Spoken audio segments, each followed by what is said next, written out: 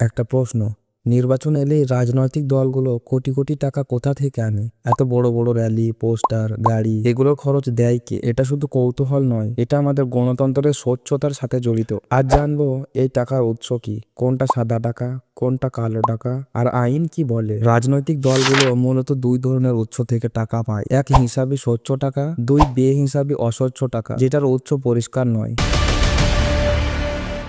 চলুন শুরু করি হিসাবে টাকার উৎস দিয়ে। এক, ব্যক্তিগত অনুদান।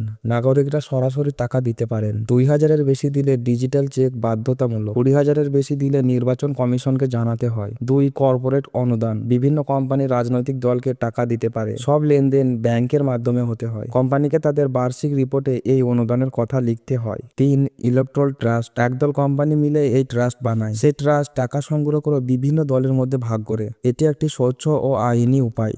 চার, দলের নিজস্ব আয়। মেম্বারশিপ ফিস, বই পত্রিকা বিক্রি, ব্যাংক ইন্টারেস্ট, এগুলো দলের সাদা আয়ের অংশ। এবার আসি মেইন টপিকে, কালো টাকা। 2,000 টাকার কম নগদ অনুদান, এখানে কোনো পরিচয় জানতে হয় না। হাজার হাজার ছোট অঙ্ক মিলিয়ে কোটি টাকাও হয়ে যায়, কিন্তু উৎস অজানা।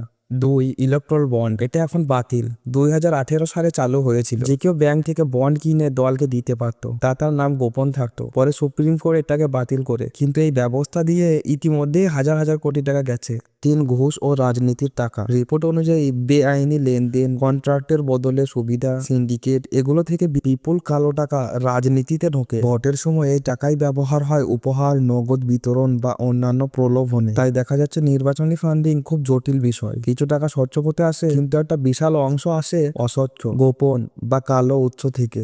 গণতন্ত্র টিকিয়ে রাখতে হলে স্বচ্ছতা সবচেয়ে জরুরি। আর সেই জন্য আপনার জানা প্রয়োজন কাদের টাকা দিয়ে ভোট লড়াই হয় আর কেন হয়। ভিডিওটি ভালো লেগে থাকলে কমেন্টে আপনার মতামত জানান, আর এমন গুরুত্বপূর্ণ বিষয়ের জন্য চ্যানেলটি সাবস্ক্রাইব করুন।